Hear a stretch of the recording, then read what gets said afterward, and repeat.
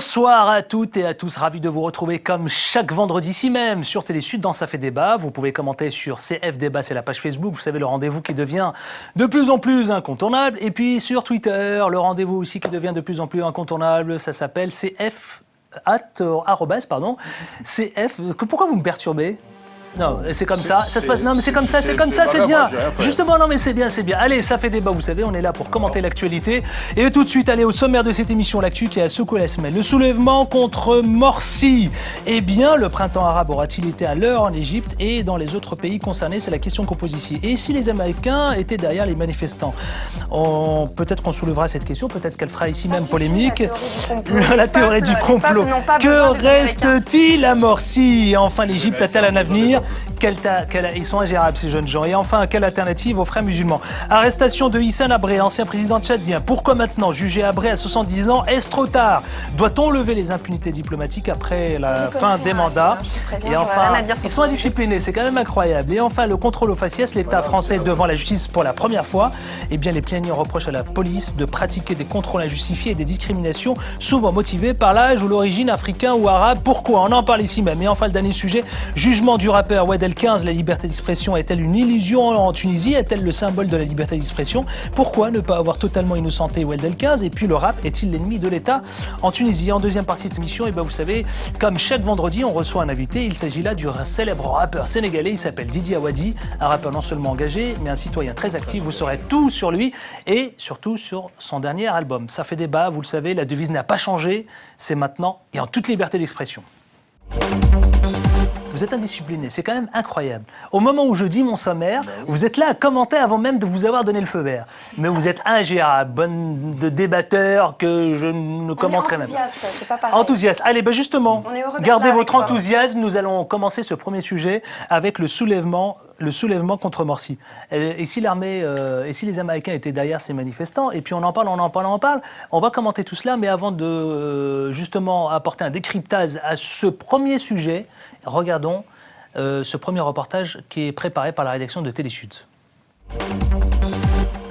Le compte à rebours a commencé pour Mohamed Morsi. L'ultimatum de l'armée prend fin dans 24 heures et nul ne sait comment l'Égypte va sortir de cette crise. La présidence a rejeté cet ultimatum dans la nuit de lundi en affirmant que l'Égypte ne permettra absolument aucun retour en arrière, quelles que soient les circonstances.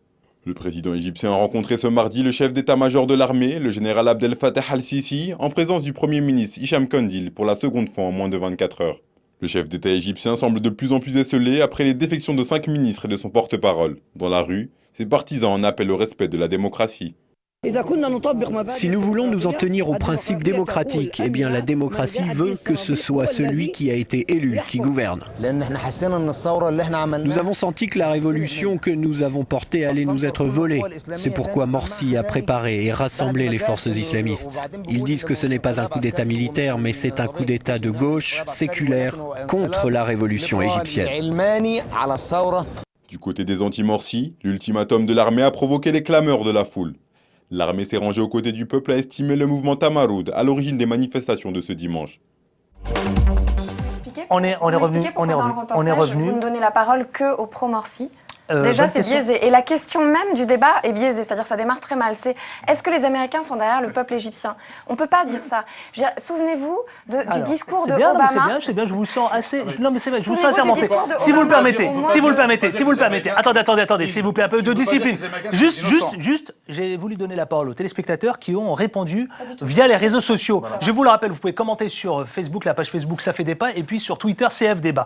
Vous avez un téléspectateur qui s'appelle Ben Arbé, il nous a dit... Il n'y a jamais eu de révolution, on nous a vendu le printemps arabe. L'armée égyptienne a toujours eu un rôle trouble dans la vie politique égyptienne. Nous sommes en présence d'un second coup d'État. Jean-Joseph qui dit également sur Twitter, l'armée est en train de réussir le plus grand hold-up institutionnel de l'histoire égyptienne. Il y en a plein d'autres, mais je ne peux pas les citer, mais en tout cas j'en ai pris ceux qui reflétaient le mieux les commentaires qui étaient les plus représentatifs. Messieurs, on va lancer le débat. Et madame, pardon, on va lancer le débat. C'est très intéressant. Et je pense que là, ça va faire polémique. N'est-ce pas, Gabriel? Et n'est-ce pas, Inde et Akli? Commençons par les Américains, justement.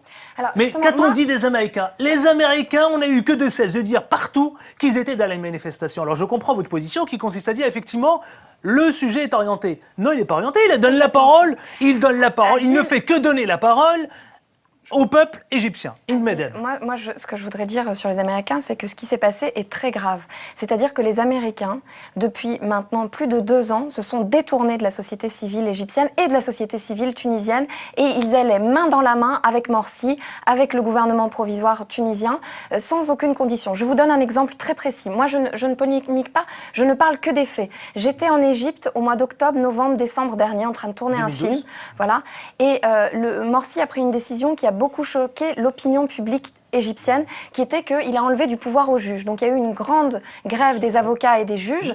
Et qu'est-ce qu'a fait Obama à ce moment-là? Il a fait un discours pour dire qu'il donnait tout son soutien à Morsi et qu'il appelait les Égyptiens à rentrer chez eux et à la stabilité, au retour à la stabilité. C'est-à-dire que depuis le début, Obama n'a jamais soutenu la démocratie. Je sais bien, vous êtes une consoeur. Il soutient les chefs d'État qui sont au pouvoir et il veut de la stabilité. Et là, le mouvement a été tellement fort qu'il a été obligé, mais jusqu'à il y a quelques jours, il ne soutenait pas le mouvement.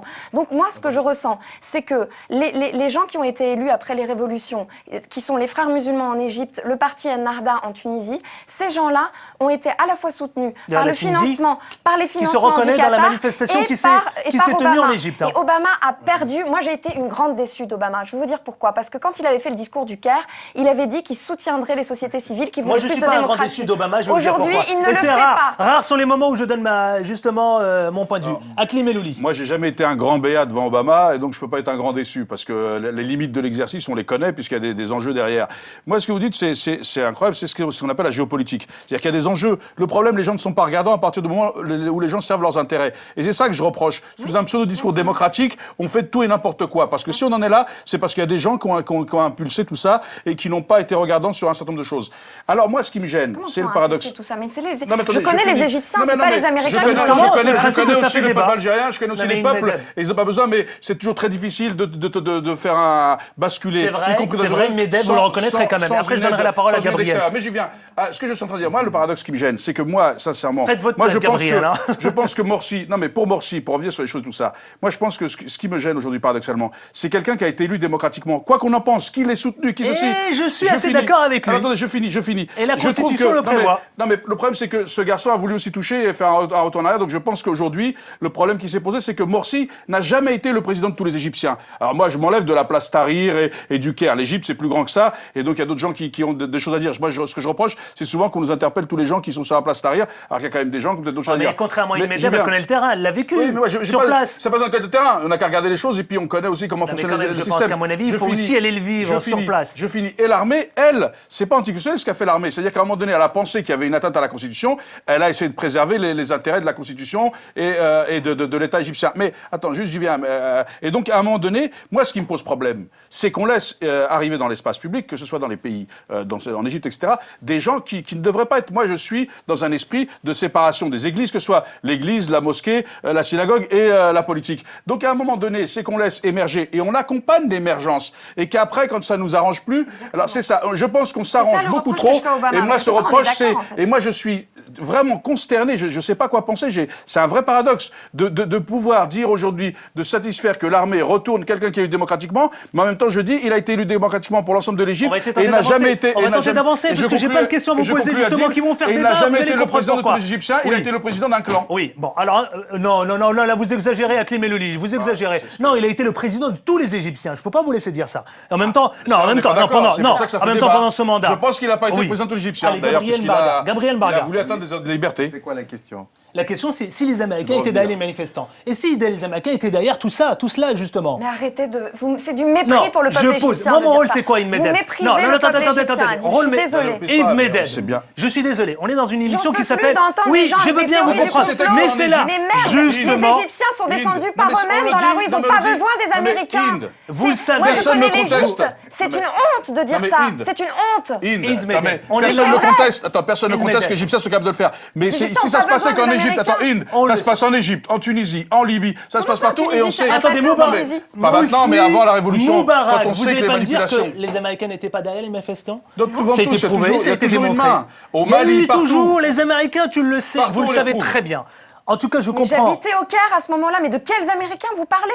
Le peuple égyptien n'a pas besoin de l'Amérique. Le peuple égyptien veut de la démocratie, de la liberté, plus de liberté. Comment est-ce que Morsi a été élu? Souvenez-vous, en juin dernier, les deux candidats qui avaient le plus de moyens, c'était Shafik, le candidat de l'armée, et Morsi, le candidat des frères musulmans. Oui, mais ils ont voté. Vous allez me dire. Oui, Shafik a été financé par l'armée, donc il avait les vannes ouvertes, et Morsi avait l'argent du Qatar et des pays du Golfe. Ce qui s'est passé, c'est que quand vous étiez au Caire, vous ne voyez que des affiches de Shafik et de Morsi. C'est eux qui pouvaient aller dans les campagnes, qui pouvaient sillonner toute l'Égypte. Attendez, je termine. Et ce qui s'est passé, c'est que les gens ont voté pour Morsi contre Shafik. Parce que Shafik, ça voulait dire Moubarak II. Donc les Égyptiens ne sont pas idiots. Et ils n'ont pas besoin d'Obama pour descendre dans la rue. S'il vous plaît, vous êtes journaliste, vous êtes une consoeur. Ils ont voté par défaut. Et je suis aussi arabe. Mon père est tunisien, ma mère est marocaine et algérienne.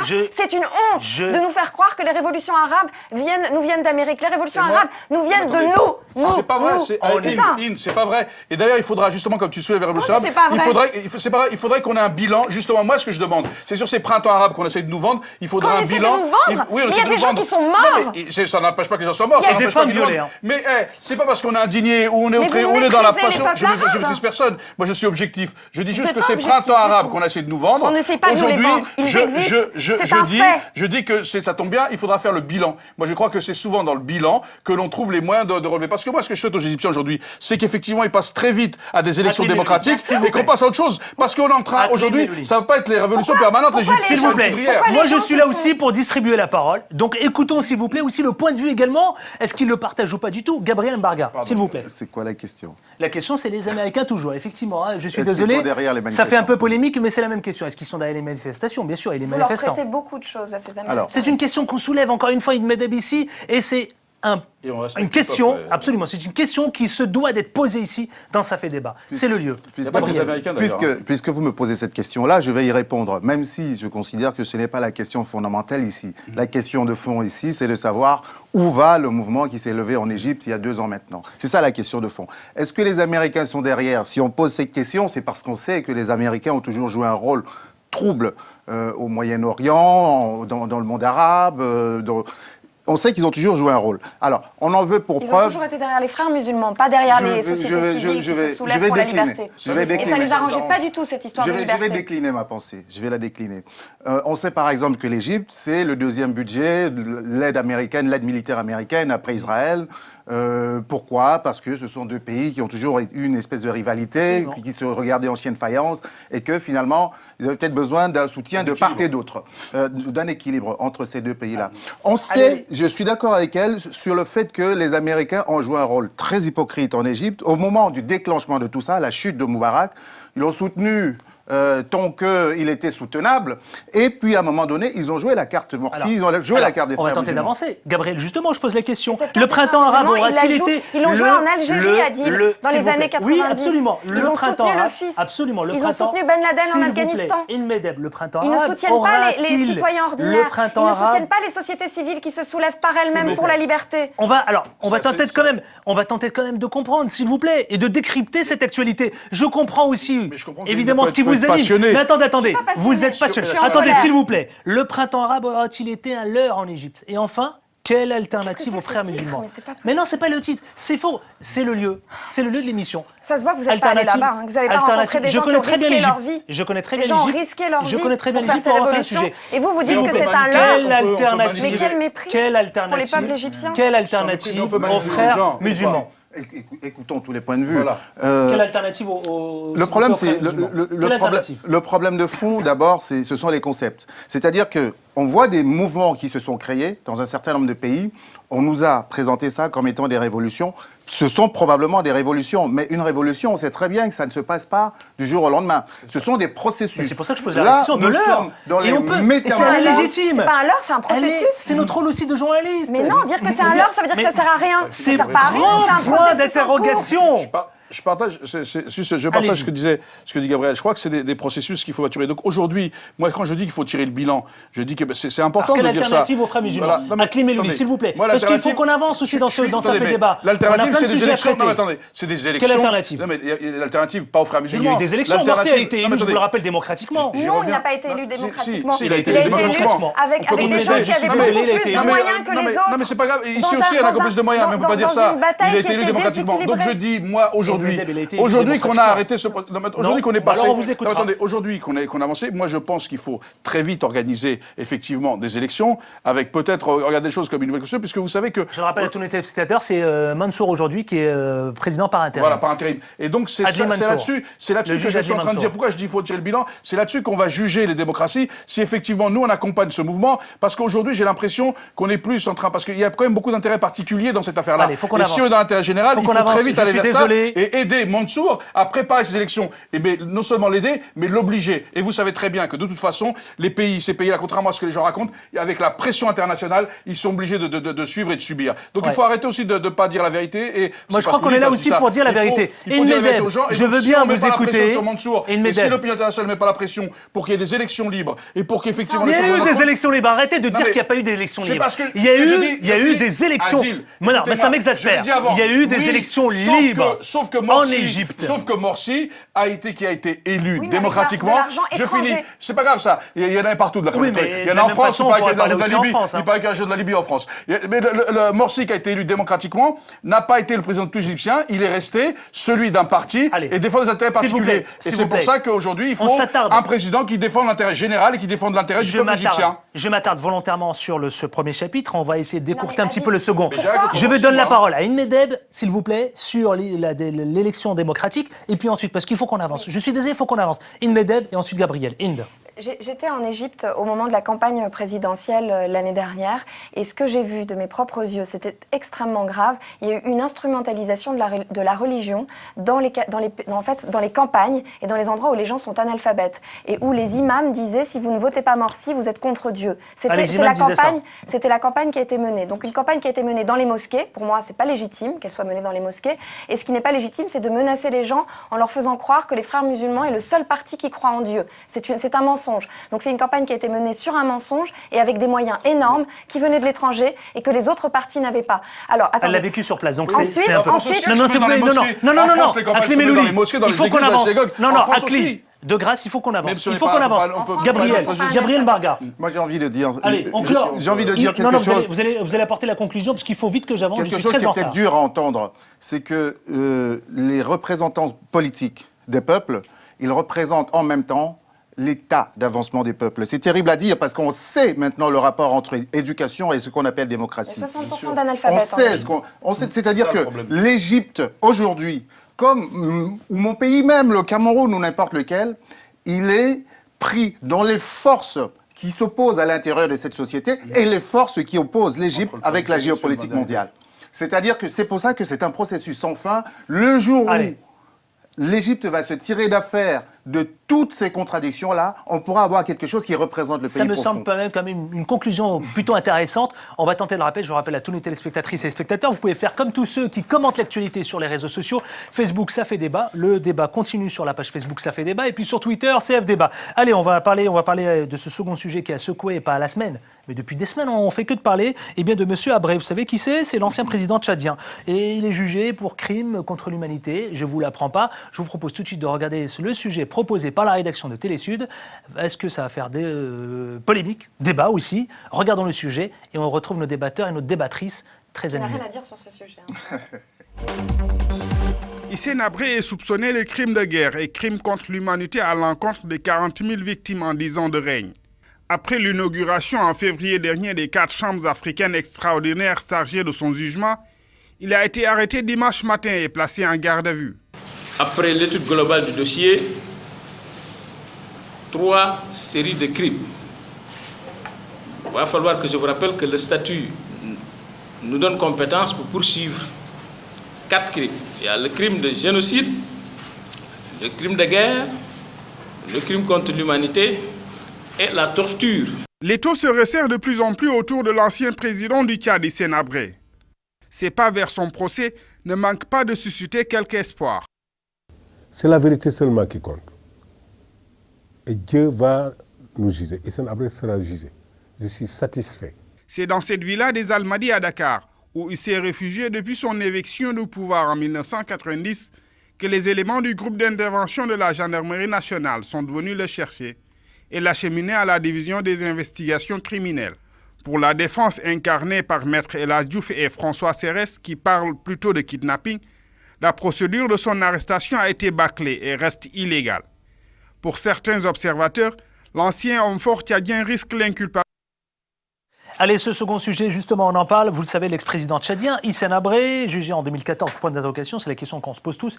Hissène Habré, l'ancien président tchadien, a été inculpé de crimes de guerre, de crimes contre l'humanité et de torture. Eh bien, on en parle ici. Pourquoi, la question que je pose, pourquoi maintenant, Gabriel Mbarga? C'est vrai, attendez, pendant toutes ces années, on l'a laissé comme ça, et maintenant on a décidé eh bien, d'attraper. Mieux vieux tard que jamais, je vous l'accorde. Tout ce qui est de l'ordre de la justice internationale relève davantage de la politique que de la justice. Hissène Habré a été déposé à la suite de toutes les exactions commises, les coups d'État à la fin des années 80. Il est parti s'exiler au Sénégal depuis longtemps. Et en fonction toujours de la conjoncture politique interne au Sénégal, à savoir quels sont ses rapports avec le pouvoir sur place, et la conjoncture internationale, et l'ensemble de l'armature juridique internationale, judiciaire. Parce que tout cela est parti de la Belgique, vous vous souvenez, la loi de compétence universelle. C'est à partir de là qu'une plainte a été déposée par des partis civils. Est-ce qu'il ne faut pas lever?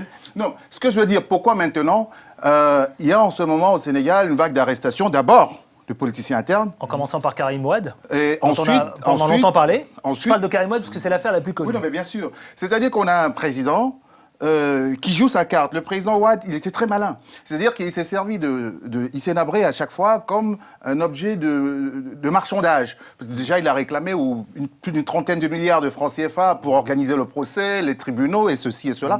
Et il faut préciser que l'un des avocats, l'avocat principal d'Hissène Habré du temps du président Wade, était un ancien garde des Sceaux, très très proche du président Wade. C'est-à-dire que pendant longtemps, Wade n'a pas voulu de ce procès, d'abord par principe, en estimant que le procès devait se tenir en Afrique, non pas en Belgique, non pas sous l'égide de l'Union européenne, mais surtout en tant qu'homme politique. C'est quoi? Attendez, je vais être moi un peu provocateur. C'est quoi? On a décidé de s'attaquer à tout ce clan Wade? Obama était au Sénégal. C'est ça la vraie question. Obama était au Sénégal. Il était au Sénégal il y a encore quelques semaines, effectivement. Macky Sall a été élu. Très bel exemple de démocratie. Le Sénégal, très bel exemple de démocratie, absolument.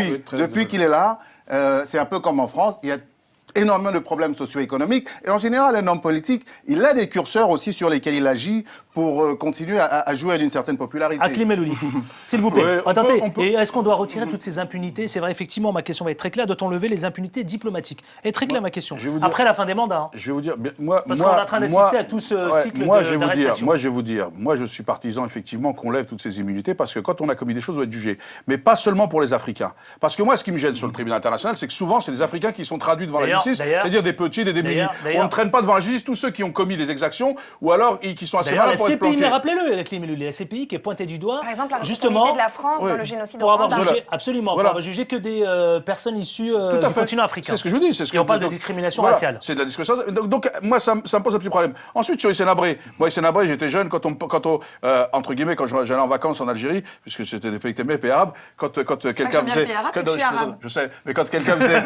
Gabriel, quand quelqu'un...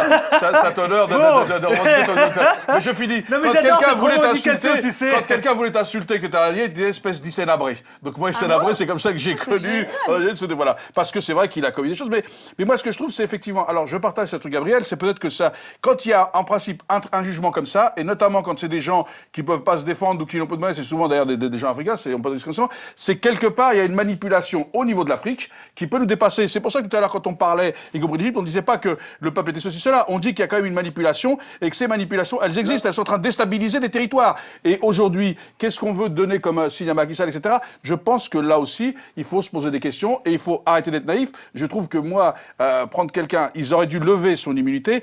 dès la fin de son règne. Je veux dire, à un moment donné, je crois que si, moi je suis pour que dans une démocratie, écoutez, dans une démocratie ou dans le monde, si on veut de la démocratie internationale, et si on est militant universaliste, des droits de l'homme, des libertés, il faut que les gens qui aient commis des exactions, qu'ils aient volé, quoi qu'ils aient fait, il faut qu'ils puissent en répondre devant la justice. C'est une question de justice sociale et c'est une question de dignité humaine. Alors justement là-dessus, je voudrais dire quelque chose. Et ensuite, après Gabriel, le problème de fond aujourd'hui dans un pays comme la Tunisie, c'est qu'il n'y a pas eu les procès des grands, des hauts dignitaires du régime de Ben Ali. Et si on se retrouve aujourd'hui en Tunisie dans une situation où le système Ben Ali est encore en place, où la justice fonctionne encore comme du temps de Ben Ali, où la police... Abré, c'est un bel exemple.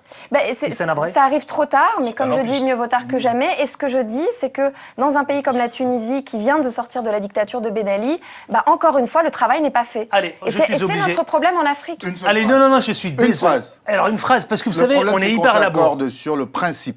Mais le principe est à géométrie variable. La géopolitique tchadienne, c'est Hissène Habré, on s'en est servi dans les années 86 contre la Libye. Hissène Habré, quand il a été déposé et que maintenant le président Déby est là, appui très important au Mali, il faut lui faire plaisir. Saddam Hussein, on l'a utilisé dans la guerre Iran-Irak. Passons à ce troisième sujet. S'il vous plaît, passons à son troisième sujet. Ça nous concerne tous, c'est le contrôle au faciès. L'État français, pour la première fois, est devant la justice. Regardons. Trop courte, l'émission. Allez, je sais bien. Mais c'est aussi ça, on ne peut pas s'étaler. C'est l'intérêt aussi de cette émission d'être dense, mais d'être aussi concis. Regardons ce clip. Vous allez comprendre pourquoi. Et ensuite, après, peut-être que ça va polémiquer. Regardons.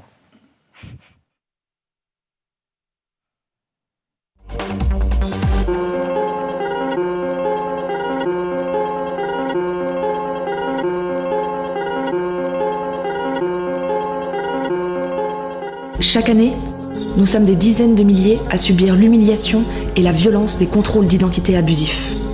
Perte de temps, dans le meilleur des cas, ces contrôles mènent bien trop souvent à des accusations d'outrage et rébellion, à des coups. Voilà, mort. Derrière ces injustices, un déclencheur, le contrôle au faciès, moyen d'intimidation, pratiques discriminatoires qui se fondent uniquement sur l'apparence des individus. Ces abus constituent une violation de nos droits les plus fondamentaux et du pacte républicain. Aujourd'hui, pour la première fois, le ministère de l'Intérieur doit répondre de ces abus. Devant les tribunaux. Dans le cadre des premières actions en justice contre l'État pour contrôle au faciès. Cette audience est historique. Nous y serons. Pour écouter le gouvernement, tenter de nous expliquer pourquoi. Pourquoi un jeune noir a-t-il 6 fois plus de chances d'être contrôlé qu'un jeune blanc? Pourquoi ma dignité vaut-elle moins que celle d'un autre? Pourquoi mon sexe me protège-t-il des contrôles d'identité? Pourquoi François Hollande, qui est censé être le président de tous les Français, tolère-t-il que nos valeurs républicaines soient bafouées? Pourquoi ma couleur de peau est-elle plus suspecte qu'une autre? Alors qu'il déclarait pendant la campagne des présidentielles que la voie qu'il nous proposait était celle de l'espérance dans la promesse républicaine. Pourquoi tant de morts lors des contrôles d'identité? Notre vie vaut-elle moins que celle des autres? Pourquoi suis-je moins suspect qu'un autre?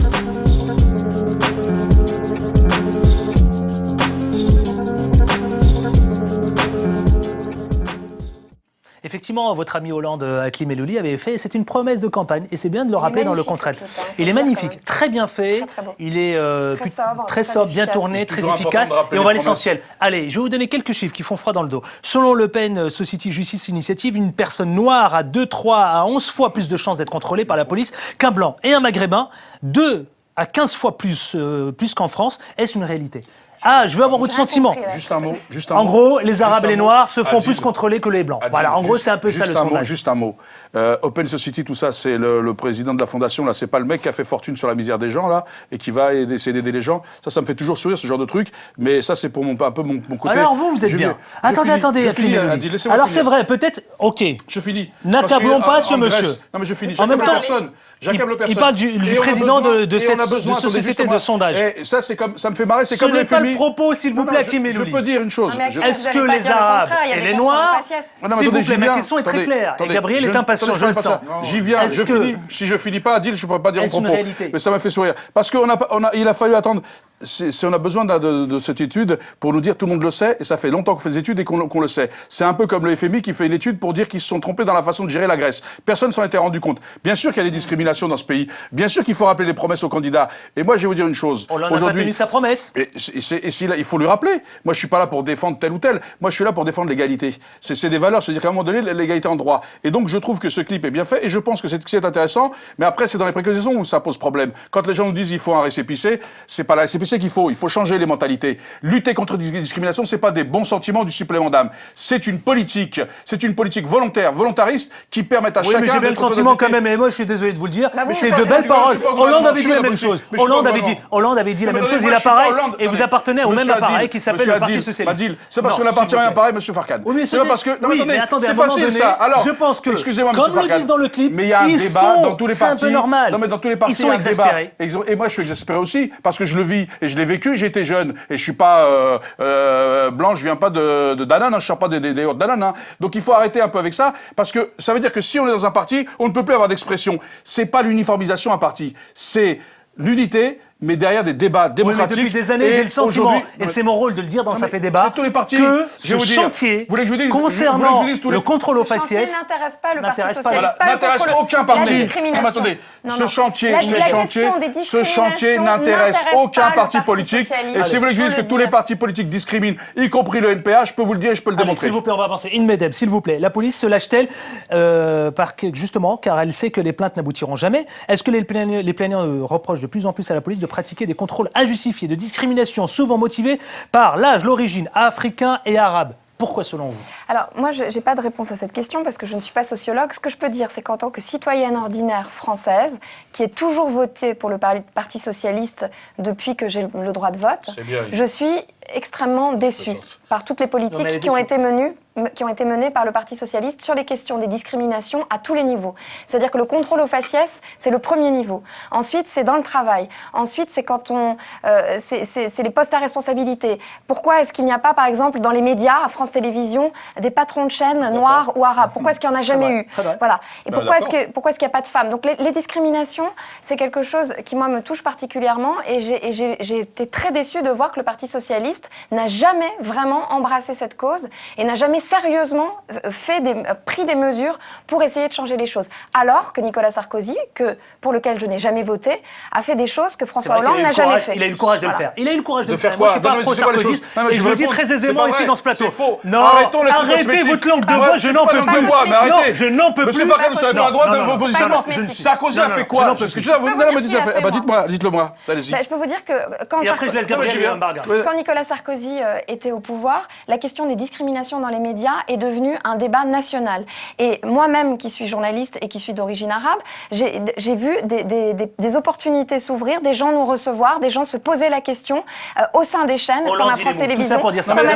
C'est Sarkozy qui l'a fait, le débat a été posé par des associations, excusez-moi. Depuis que Nicolas Sarkozy n'est plus là, ce débat n'est même plus là. Le bilan, c'est quoi le bilan? On peut débattre des heures, les gens débattent, nous aussi on débat, puisqu'aujourd'hui ils sont en train de débattre sur les candidats, ils débattent sur tout. Ça ne veut pas dire qu'ils font. Moi je reconnais les carences, mais je ne peux pas accepter qu'on me dise que d'autres ont fait ce qu'ils n'ont pas fait. Il faut être honnête.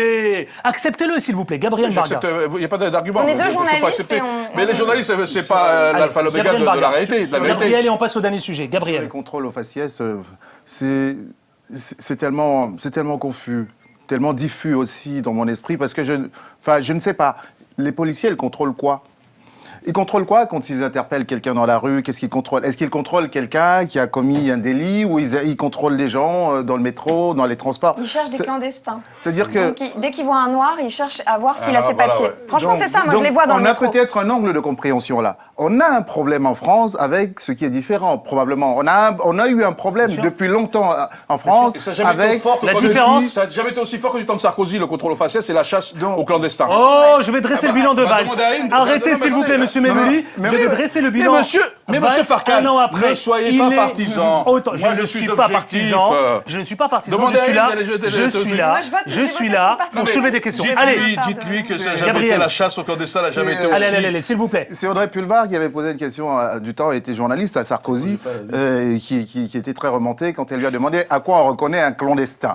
Et on a l'impression que c'est à ça finalement. Moi, ma question, elle est très très naïve. Mais comment on combat ces préjugés? C'est-à-dire, on fait quoi? C'est ça. Est-ce qu'on légifère ou alors la France a un problème avec la mentalité et il va falloir... Allez, on arrive bientôt au terme de cette émission. Il faut absolument qu'on parle du rappeur Weld El-15. Absolument, Inmedeb, profitons de son passage ici puisqu'elle a suivi l'affaire, elle a monté un collectif, elle a couvert tous les médias. Justement, elle va en profiter, elle va avoir une terrible tribune ici dans Ça fait débat, elle va pouvoir en parler. Je vous propose tout de suite de découvrir ce premier clip qui a soulevé la polémique et les raisons pour lesquelles le gouvernement tunisien a emprisonné dans un premier temps ce rappeur tunisien. Regardez.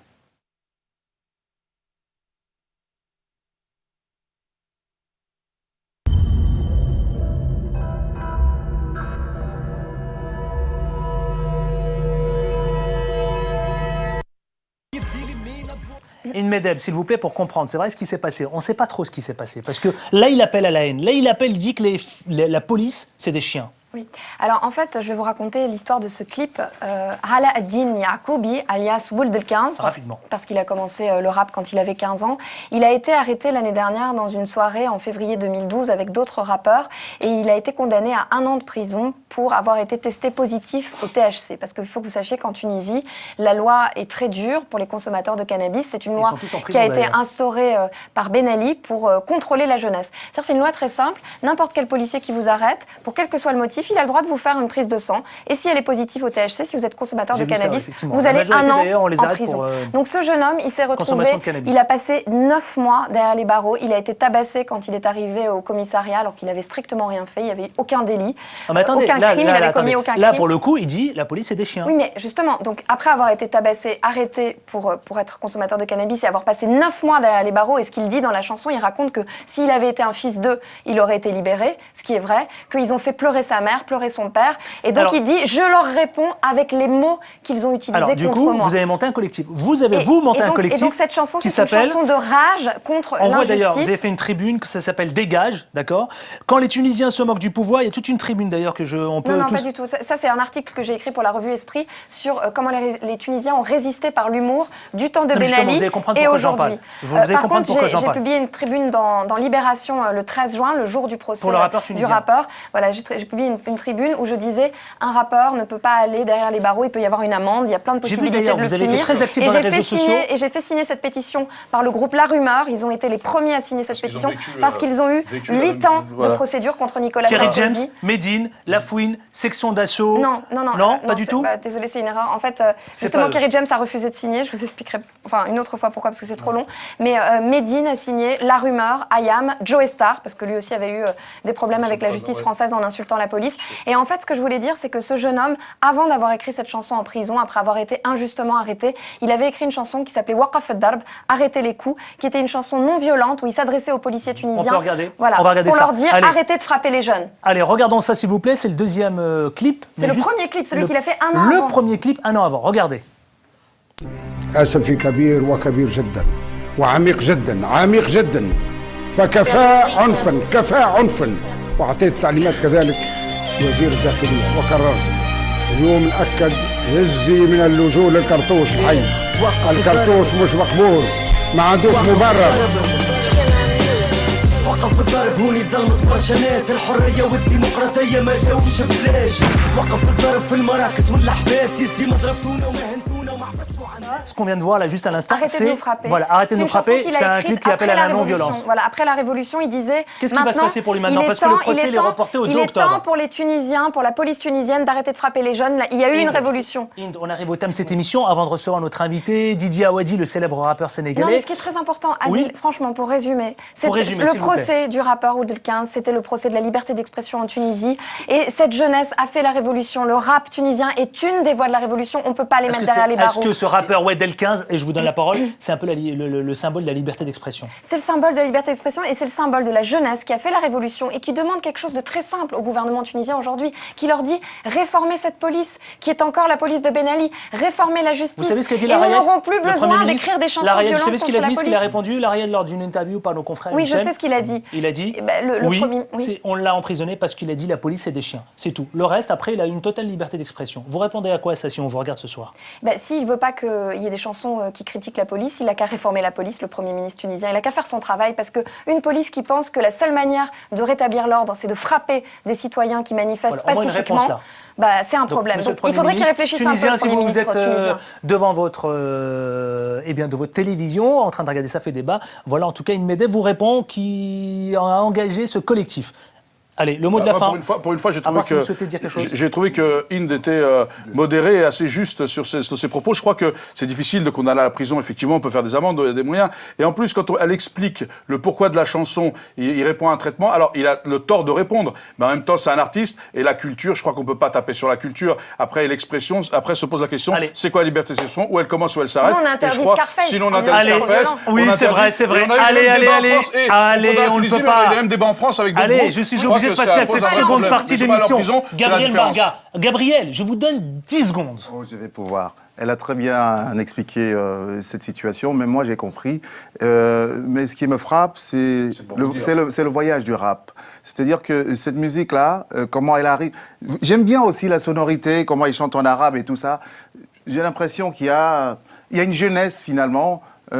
qui est assez international. Eh ben on en parle justement. S'il vous plaît, on en parle avec le célèbre rappeur Didier Awadi qu'on reçoit ici. C'est mon invité. On est fan de Didier Awadi. On est fan, il a une très bonne conscience politique et sociale. On va revenir en Tunisie. Voilà, ils sont tous fans. Et c'est le moment, s'il vous plaît, de l'accueillir. C'est mon invité ici dans Ça fait débat dans la seconde partie d'émission. Ils sont tous fans. Merci à Inmedeb, s'il vous plaît. Merci à vous. À très bientôt ici.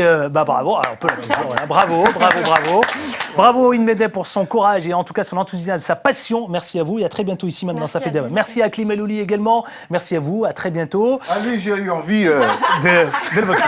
Et enfin, merci à Gabriel Mbarga. Merci Gabriel Mbarga, merci à vous tous. Merci. Tout de suite, c'est notre invité, le célèbre rappeur sénégalais, mais dans toute l'Afrique. Vous savez, on ne parle que de lui en ce moment et on est fan. On le reçoit, c'est ici, c'est maintenant, c'est dans Ça fait débat. Dans cette seconde partie de cette émission, après justement la première partie qui est très animée, on reçoit ici, il est de passage à Paris. Il intervient, et puis même d'ailleurs, il joue sur scène, dans la quinzaine hip-hop. C'est le festival hip-hop, justement, qui se déroule pendant 15 jours. Ici même, on reçoit Didier Awadi, le célèbre rappeur sénégalais, mais même, je dirais, tout court, le célèbre rappeur sur tout le continent africain. Merci Didier Awadi d'être avec nous. Merci. Merci, en tout cas, c'est un honneur et un plaisir d'être avec nous. On va tenter de faire un tour d'horizon à la fois avec vous autour de l'actualité qui règne en ce moment, qui a secoué, qui a marqué la semaine, et puis aussi parler de votre album. Mais on va essayer de tenter de vous découvrir à travers cet album d'ailleurs qui s'appelle Awadi, ma révolution, Studio Sankara. N'est-ce pas? Regardez ce que ça donne dans ce clip.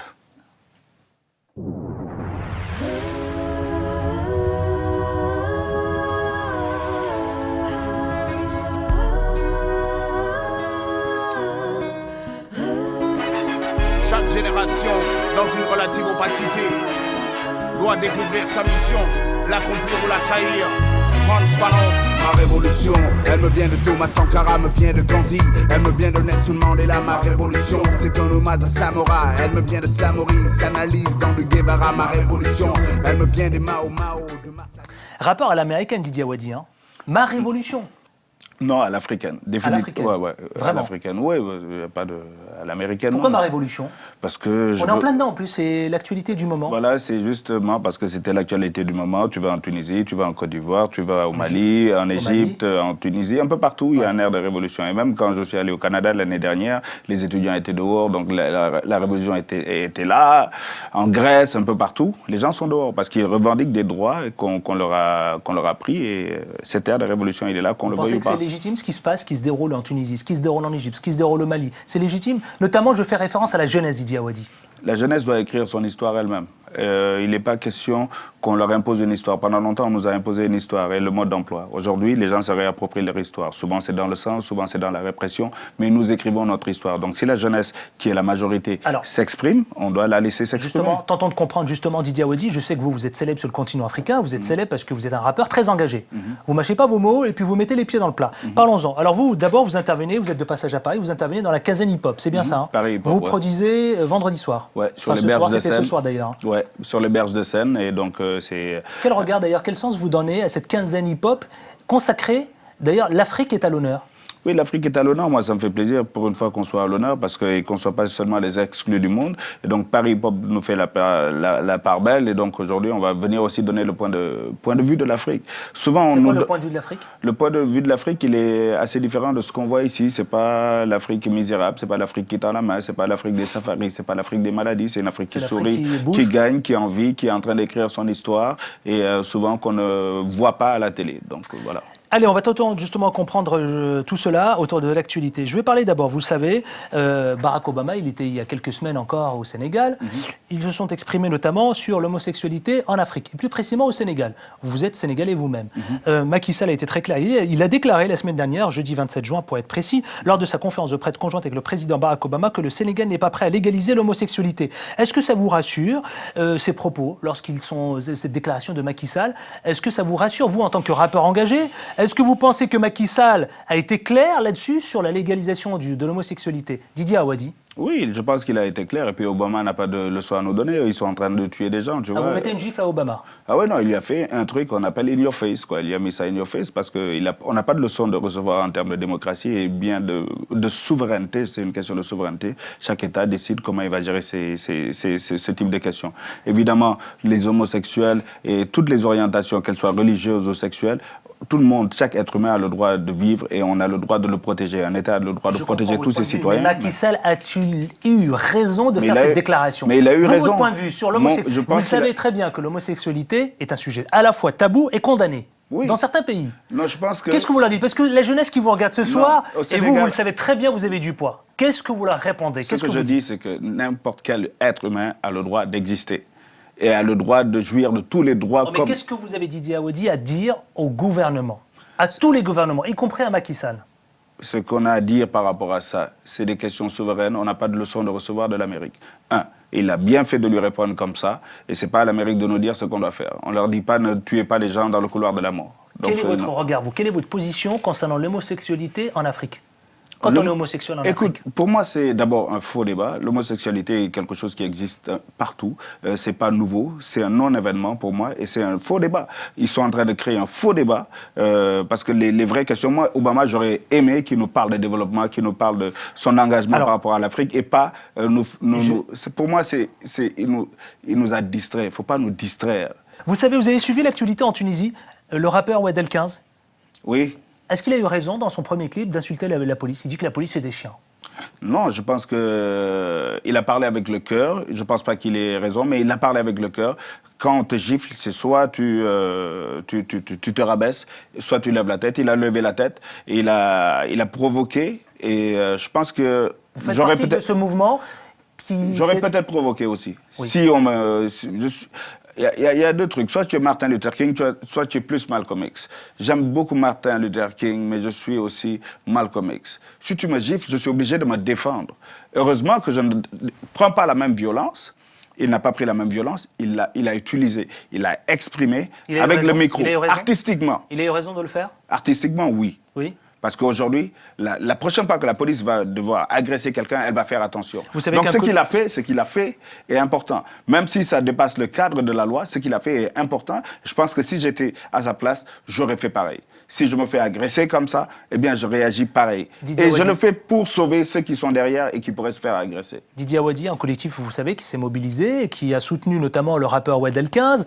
Beaucoup de gens, beaucoup de noms aussi. Je cite par exemple Joey Starr et puis beaucoup d'artistes, La Rumeur, qui sont parmi les premiers à avoir soutenu Oued El 15. Vous faites partie de ces rappeurs engagés? Eh bien, demain, je les invite. Ils arrivent à Paris demain. Oued El 15, effectivement, dans le cadre de la quinzaine hip-hop. Oui, dans le cadre de Paris Hip-Hop, je les invite sur scène parce que je respecte leur combat. Je respecte leur combat et je veux montrer que l'Afrique, qu'elle soit en dessous du Sahara ou au nord, on est exactement pareil. Et on a les mêmes problèmes de liberté d'expression. Il y a beaucoup d'autres collègues qui ont ce problème. On vous connaît, vous. Je pense qu'il est inutile de brosser le portrait Didier Awadi. Est-ce que, vous me répondez franchement, et on connaît votre franchise, Didier Awadi, est-ce que vous pensez que le rap est l'ennemi de l'État? Mais partout. Non. Que ce soit en Tunisie, au Sénégal, au Mali, en Cameroun ou en France. Non, ce que je dis, c'est que... Moi, je fais un constat, cher Didier Awadi. Le rap est un allié de l'État si l'État est intelligent. Mais souvent, les gens à la tête de l'État sont tellement hauts qu'ils ne voient pas ce qui se passe en bas. Et je m'explique. Si les dirigeants écoutaient ce que nous disons, cette rumeur qui vient d'en bas, eh bien, ils changeraient leur comportement, ils changeraient leur politique. Mais souvent, ils se disent, je sais tout, je peux tout, j'ai été élu. Mais tu travailles pour moi. Si tu as été élu, c'est moi qui t'ai élu. Tu es mon employé. Ils l'ont oublié, selon vous? Ils l'oublient. Ils l'oublient parce que nous les mettons dans les meilleures conditions, ils l'oublient. Donc, si nous écoutez, nous contribuons avec une critique constructive et objective. Vous pensez que le rap, c'est aussi la liberté d'expression? C'est surtout la liberté d'expression et une contribution constructive au développement de nos pays. Allez, Didi Awadi, vous le savez, je vous invite tous à aller vous procurer cet album qui s'appelle Didi Awadi, les studios Sankara. Attention, Sankara. Thomas Sankara, Awadi, ma révolution, plein de titres que vous pouvez découvrir, ce qu'ils disent, Merci mon Dieu, c'est ça? Merci mon Dieu, pardon, Génération consciente, J'ai pas le temps, Coup d'état démocratique. Bref, un album que je vous invite à découvrir et à vous procurer vite, vite, vite. On n'y échappe pas, tout le monde passe à la moulinette, cher Didi Awadi. Les 5 questions en 10 questions, c'est parti, en 10 secondes. Et mon cher Didi Awadi, que représente pour vous l'Afrique en un mot? L'Afrique, c'est l'espoir. L'Afrique, quelle priorité? Un mot. La faim. La France-Afrique, ça évoque quoi pour vous? Un mot. Sarkozy, Bernard-Henri Lévy. Celle-là, on me l'avait jamais faite. Ouais. Effectivement, on me l'avait. Vous allez vous faire des ennemis, vous? Vous aimez ça, j'ai l'impression. Non. Quand on nous insulte, on répond par l'insulte. Lévy, à mon avis, va vous répondre. Hein, je le sens. Hein. Peut-être pas Sarkozy, mais Lévy. Hein. Afrique et démocratie, vous répondez quoi? Oui. Et enfin, le dernier mot à celles et ceux qui vous écoutent ce soir et qui vous regardent. Chaque génération, dans une relative opacité, doit découvrir sa mission, l'accomplir ou la trahir. Didier Awadi, le célèbre rappeur sénégalais, mais au-delà de là aussi, hein, le célèbre rappeur tout court sur le continent africain. Eh bien, vous savez, il est là en France pour la quinzaine hip-hop. Merci Didier Awadi d'avoir été ici même dans Ça fait débat. Merci à vous. Je peux placer une dernière. Oui, allez-y. Il y a un grand festival hip-hop, justement, qui va réunir toute l'Afrique. Vous avez raison. Toute l'Afrique sera là, au Gabon. Oui. Et c'est le festival Gabao Hip-Hop.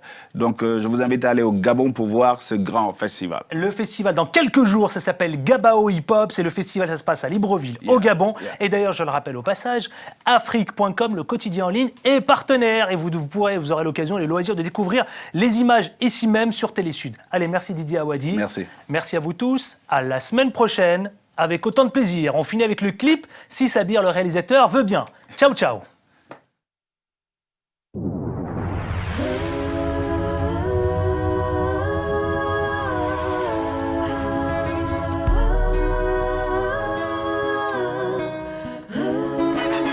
Chaque génération, dans une relative opacité, doit découvrir sa mission, l'accomplir ou la trahir. Hans Fanon. Ma révolution, elle me vient de Thomas Sankara, me vient de Gandhi, elle me vient de Nelson Mandela. Ma révolution, c'est un hommage à Samora, elle me vient de Samori, s'analyse dans le Guevara. Ma révolution, elle me vient des Mao Mao, de Mars à Lénine, pour la Chine y a même du Mao. Ma révolution, au Bénin, elle vient de Béancin, je la crie, je la répète, elle est muezzin. Ma révolution, elle porte un nom, Frantz Fanon, damné de la terre, Aimé Césaire, tel est son nom. Ma révolution, Malcolm X, Martin Luther, le continent va mal, je le sais pourquoi le terre.